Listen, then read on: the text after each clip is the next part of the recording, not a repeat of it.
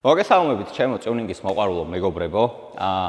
დღეს ვიმყოფებით Top Speed-ის სივრცეში და გვაქვს ძალიან საინტერესო ტესტი თქვენთვის მომზადებული. ძალიან ბევრი ადამიანი მოდის Top Speed-ში თავისი ავტომობილით, რაზეც აყენია ხოლმე ეგრეთ წოდებული ფლიანეცები ან სპეისერები და ამ ავტომობილებს აქვთ ხოლმე ესეთი პრობლემა, რომ საჭეში იგრძნობა ვიბრაცია, ხან არის ხოლმე შემთხვევა, რომ საბურავით ძვრებათ და მოკლედ ესეთი გავრცელებული პრობლემა არის, რაც გამომდინარეობს თვითონ სპეისერიდან ან ფლიანეციდან.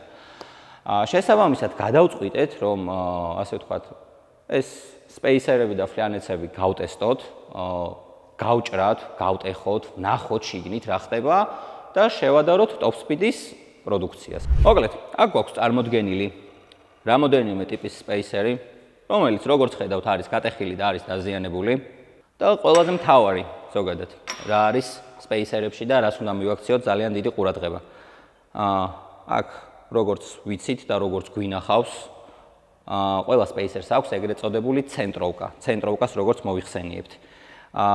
თუ ეს, ასე ვთქვათ, ცენტროვკა არ არის საკმაოდ მყარი და ტყდება მარტივად, შემდეგ ამის გატეხვა იწევს ავტომობილზე საბურავის დისბალანსს, სპეისერი და დისკი დარბის აქეთ-იქით და ხდება ესეთი რაღაც.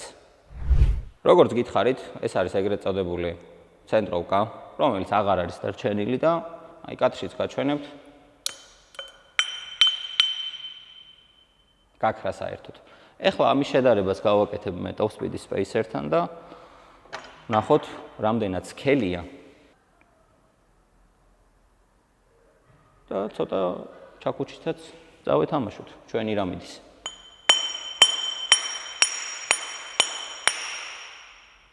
მოკლედ, ეხლა მე თქვენ გაგაცნობთ ზურას და ზურა დაგვეხმარება პატარა ტესტის ჩატარებაში და ზურა არის ის ადამიანი, რომელზე მეტი სპეისერი მე მგონი რომ საქართველოში არავის არ ექნება საერთოდ დაყენებული. ზურა, თუ შეიძლება, როგორ ახარ პირველ რიგში? მივესალმებით მაყურებელს. მოკლედ რამდენად ხშირი არის ესეთი სპეისერებით, რომ მოდიან ხოლმე შენთან ავტომობილზე? ძალიან საკმაოდ ბევრი მანქანაზე ყენებიათ და უყენიათ, ასე რომ ითქვას, მსგავსი სპეისერები, ფლიანეცები და დღეში 3 მანქანა მინიმუმ მაინც არის, რომელსაც უყენია ეს. და მოხსნის დროს, ესე? მოხსნის დროს თავისუფლად ტყდება მარტივად. კარგით, მოკლედ ეხლა მე და ზურა ჩავატარებთ პატარა ტესტს და აი როგორც ეს სპეისერები არის გატეხილი, ასე ვთქვათ, გვაქვს საღი სპეისერებიც და ნახავთ რამდენ ჩაქუჩის დარტყმას გაუძლებს, ასე ვთქვათ. ამ ტესტში დაგვეხმარება ეს ჩაქუჩი, თუ როგორ გაუმკლავდება ან გაგვიტეხავს თუ არა ამ ფლიანეთს. მე მგონი პირდაპირ ჯობია, რომ რთული გამოცდა მოუწყოთ და ცუდი ვარიანტი არა. ამით ვცადოთ. თუ გინჩენსად?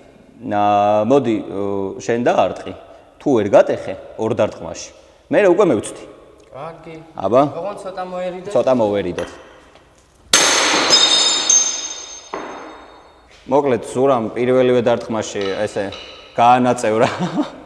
ეხლა უკვე ჩემი ჯერი არის და მეც ვცდი, ასე ვთქვათ, რამდენად მარტივად გამომივა მისი გატეხვა. მარტივი. სიმართლე გითხრათ, დიდი ძალისხმევა საერთოდ არ დამჭირვებია. ძალიან ლაითად დავარტყი და როგორც ხედავთ, რაოდენ სამწუხაროც არ უნდა იყოს, ესეთი რაღაცა მოზდის. ეხლა კი ყველაზე მთავარი ტესტის ჯერი არის, ასე ვთქვათ.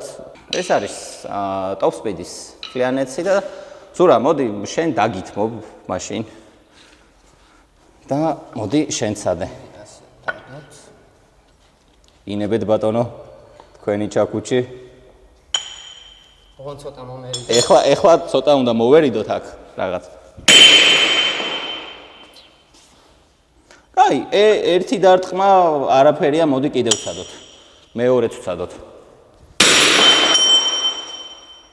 მოდი, მესამეც ვცადოთ. მესამე თუ გინ შეცადე. კაი, მოდი, მესამეს მევცდი. და მე მგონი ტესტიც ჩაბარებული იქნება.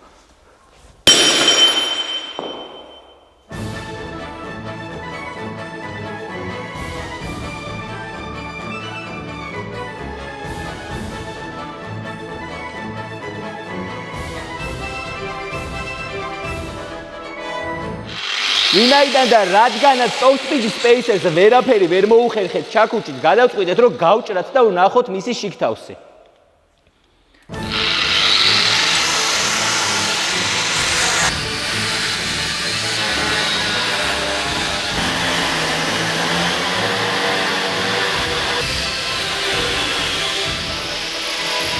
მოკლედ, ზურა, კარგად იწვალე. საკმაოდ იმდენად რომ დახმარებაც კი მჭირდებოდა.